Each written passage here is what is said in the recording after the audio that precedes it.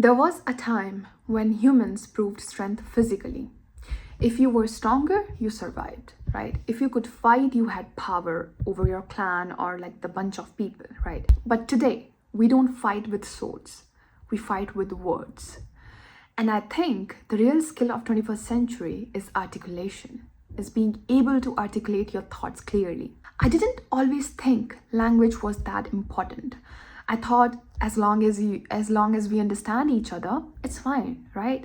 But everything changed for me when I went to this specific class over my exchange, which was philosophy class, and that's when I realized how casually we use words we don't properly understand. We say freedom, we use words like sustainability, right? We use words like success and democracy or even love. But if you pause and ask yourself, what does this word actually mean? And what kind of specific scenario you should use that word in? Most of us don't have a clear answer. Why? Because we don't understand those words properly. And when we don't understand the word we use, we don't fully understand the world we are living in. Take the word sustainability, for example. Most people imagine green facades or like plants or eco aesthetics when they hear the word sustainability. But sustainability literally means the ability to sustain over time. That's it. Simple. It's not an aesthetic, it's not a style, it's not a vibe, It's a condition. And if we misunderstand the word, we misunderstand the responsibility that comes with the word. That's the power of language. When I moved to Spain, my English wasn't strong. Obviously, because it was not my first language. I was not native, right?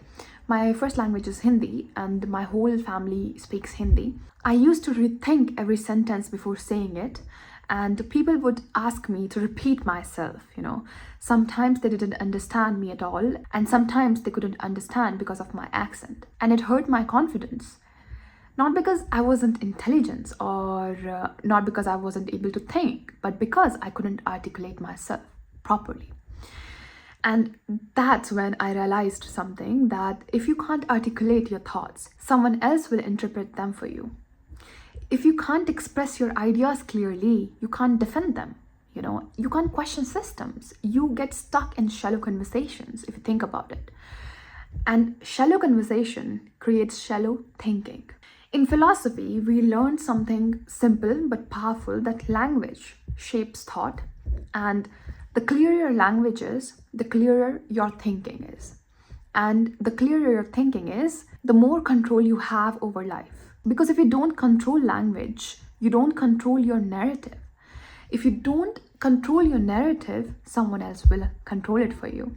We live in an era where AI can generate the whole essay in seconds, where information spreads instantly, right? Where narratives shape elections and markets and identities over time from around the world. If there is information spreading in East, that could affect a situation in West, if you think about it, and the other way around as well.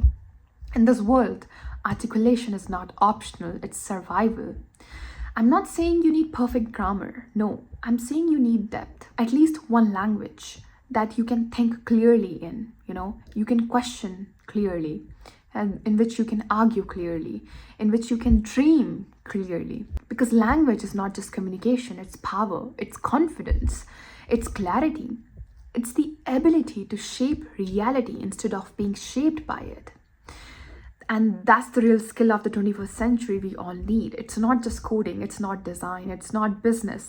It's the ability to think deeply, it's the ability to articulate clearly. And that's something we all can practice by reading more, by questioning words, by pausing before using big terms and asking, what does this actually mean?